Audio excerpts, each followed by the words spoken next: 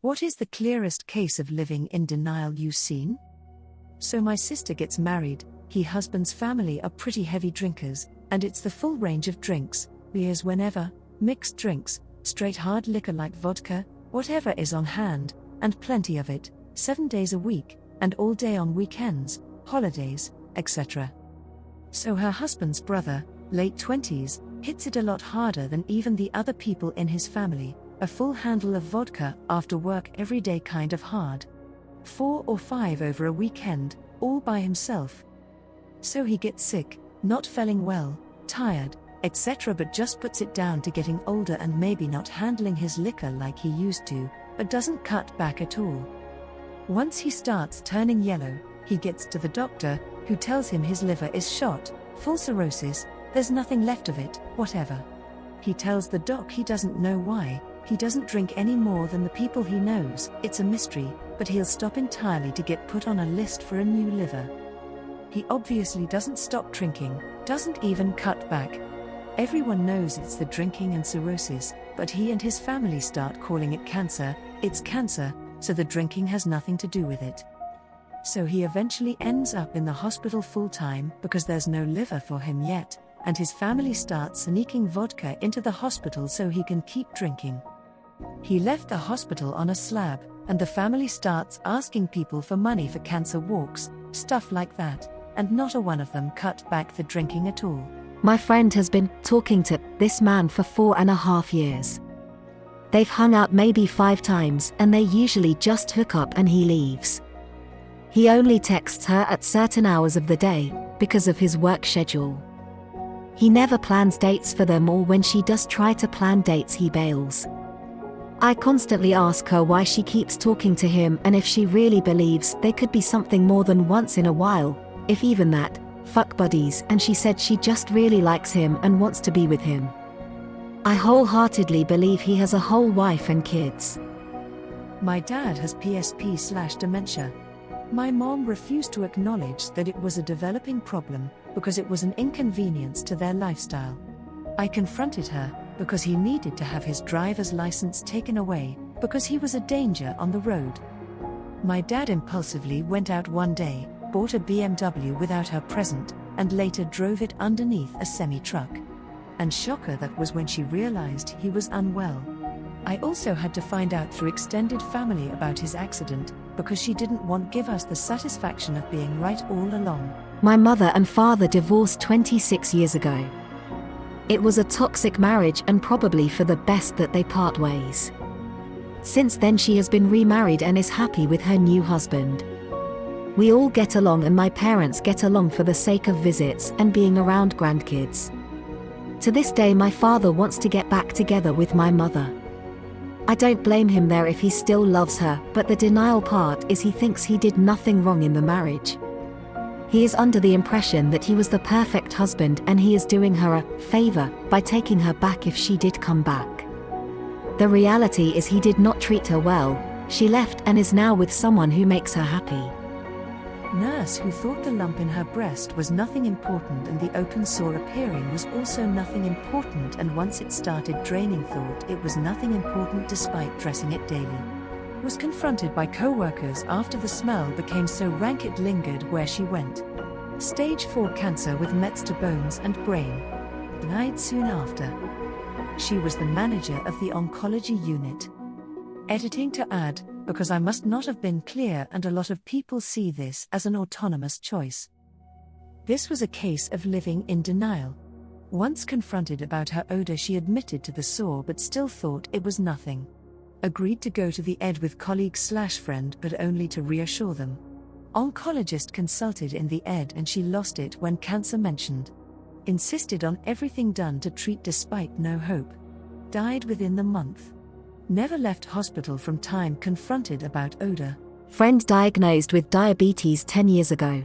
Has needle phobia, so afraid of pricking his fingers to monitor his blood sugar so doesn't, and just eats healthy. Due to blood sugar fluctuations, gradually goes blind and kidney fails. 3.5 years on dialysis, then finally gets a kidney transplant. Home again with new kidney, is still afraid of pricking his fingers and decides he will manage his diabetes by eating healthy, just like he did for the past 10 years. My dismissive avoidant mom was a master of denial. The worst was when she got an abscess in her pelvic area. She was in 10/10 pain, couldn't sit up, was literally white-knuckling a body pillow while laying on the couch unable to move for a week, and when I, age 10, would suggest she go to a doctor, it was all, "Oh no, I'm totally fine. I don't need to see a doctor." This woman literally scheduled an appointment with a specialist and waited the 10-ish days for the appointment instead of going to urgent care. She drove herself there in 10/10 pain. The doctor took one look at her and told her to put on a gown and meet her downstairs for immediate surgery. They drained so much yuck from her and she had to have the gauze packing to heal the crater left behind, etc. It's a miracle she didn't get sepsis. Bonus story, she suddenly became allergic to ibuprofen in her 40s and turned beet red after taking some. Instead of going to the doctor, she went to her hair appointment like normal. Hairdresser refused to cut her hair and made her to go the doctor. My mom just went home instead and laid on the couch huffing and puffing until the reaction went away. She told me this story like it was a totally sane and normal thing to do. I am a teacher. I have so many parents in denial about their children's grades or behavior. I once had a kid headbutt me and break my nose. He couldn't go to recess right then and there, but he's an angel at home, where he's only ever playing on a tablet.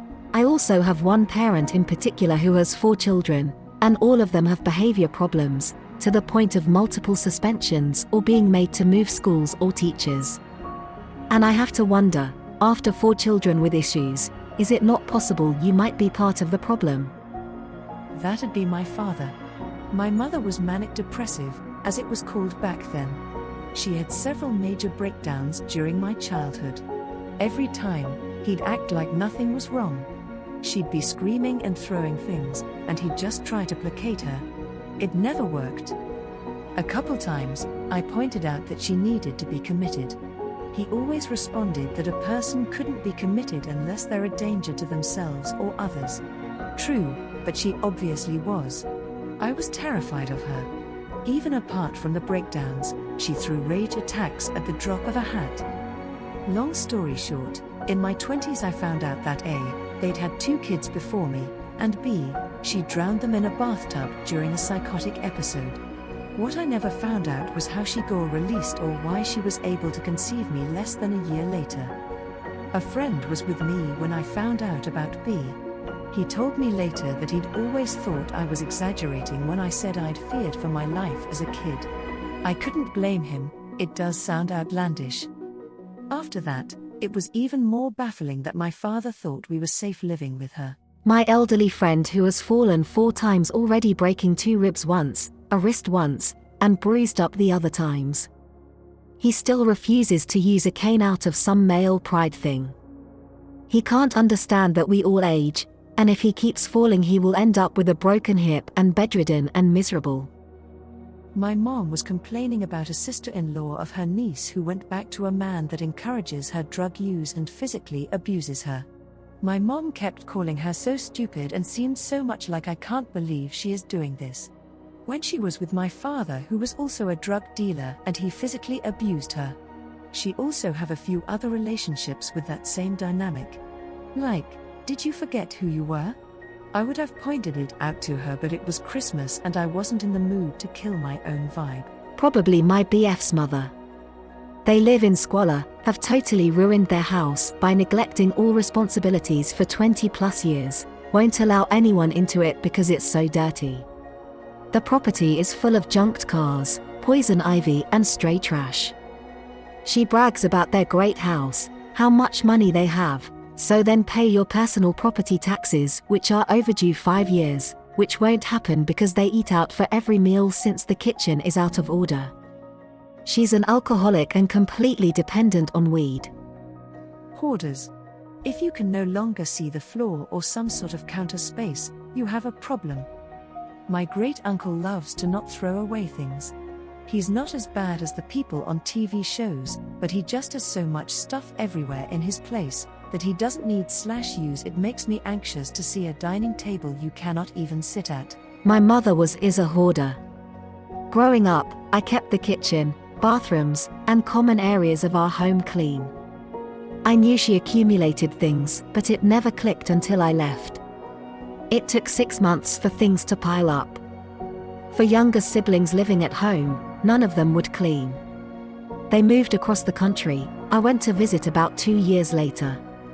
You couldn't make food in the kitchen because of the mess.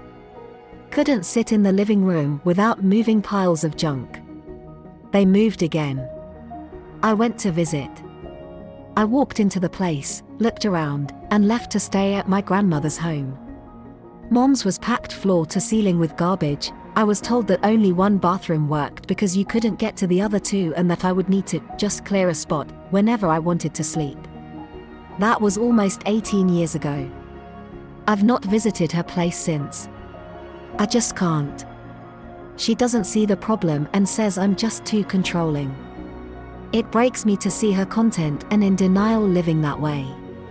Whenever I need motivation to deep clean, I watch a few minutes of Hoarders and then I get to work. Thank you so much for watching and listening to this video.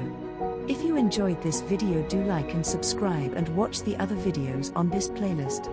Have an absolutely amazing day today, friend, and I will see you on the next one.